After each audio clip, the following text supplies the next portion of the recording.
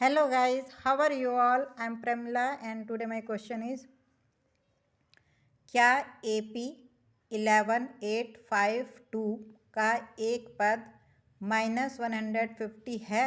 क्यों?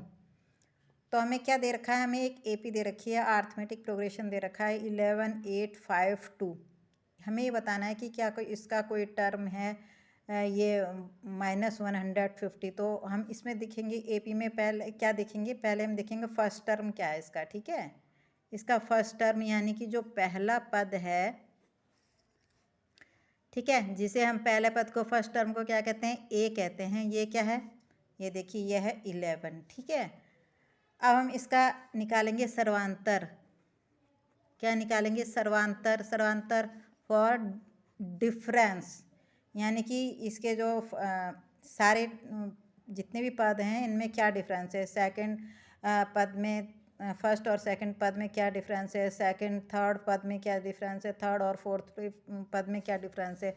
तो वो अंतर हम निकालेंगे। तो डी कैसे निकालेंगे? सेकंड पद में से फर्स्ट पद को माइनस कर देंगे, यानी कि 8 - 11 इक्वल टू क्या, कितना आ जाएगा? -3। अब हमें मिल गया है पहला पद और हमें मिल गया है डिफरेंस। ठीक है, अब हम क्या करेंगे, अब हम ये मान लेंगे कि ये जो -150 है ये माना AP का nवां पद है। ठीक है, तो माना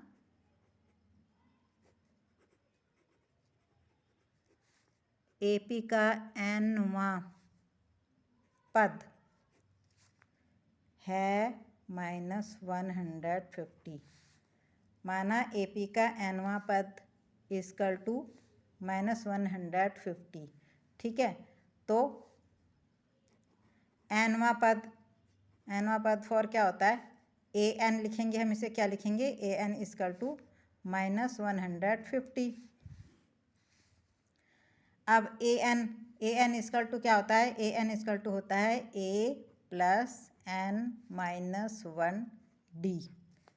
A + n-1D इक्वल टू -150। ठीक है, A हमारा क्या है? A है हमारा ये 11।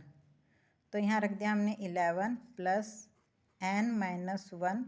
डिफरेंस हमारा D कितना है? -3, यानी कि इंटू -3 इक्वल टू -150।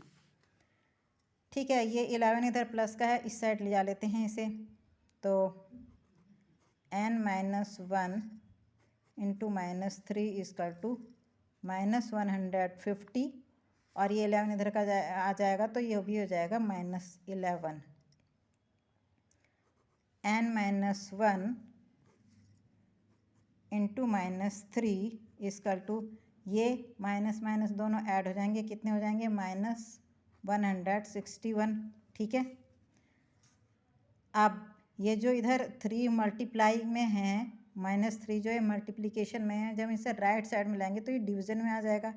ठीक है, तो n-1 इक्वल टू -161 अपॉन -3। ये माइनस से माइनस कैंसिल आउट हो गया। ये जो 3 है, जब आप इस 3 से 161 को डिवाइड करेंगे, ठीक है, तो एक कितने टाइम्स डिवाइड होगा? ये होगा 53.6 टाइम्स, लगभग इतना डिवाइड होगा। 3 से ये कटेगा 53.6 टाइम्स, नियर अबाउट। ठीक है, नियरली। अब तो यानी कि n-1 इक्वल टू कितना हो जाएगा? 53.6। अब ये माइनस का है जो 1, ये राइट साइड में ले जा लेते हैं तो ये प्लस में हो जाएगा। तो n इक्वल टू 53.6 + 1। ठीक है, तो ये कितना हो जा रहा है? n इक्वल टू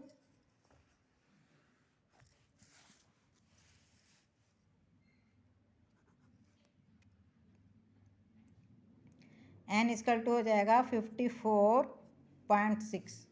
ठीक है, अब ये जो 54.6 है ये कंप्लीट नंबर तो है नहीं, ये तो डेसिमल में आ रहा है, तो ये इनकम्प्लीट नंबर है, ये कंप्लीट नंबर तो है नहीं।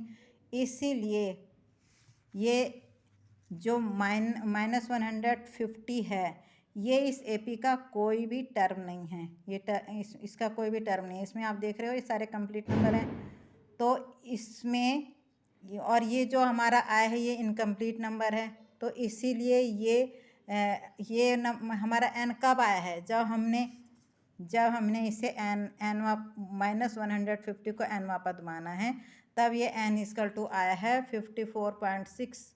तो इसीलिए ये -150 इस AP का कोई भी टर्म नहीं है, ठीक है, क्योंकि n कितना आ रहा है, इनकम्प्लीट नंबर आ रहा है। इसीलिए आप इसे लिख लेंगे कि इसीलिए -150 AP का कोई पद नहीं है, ठीक है, कोई पद नहीं है आंसर। और इसलिए नहीं है क्योंकि ये n इनकम्प्लीट नंबर है। ओके, तो आई होप आप सबको ये समझ में आ गया होगा।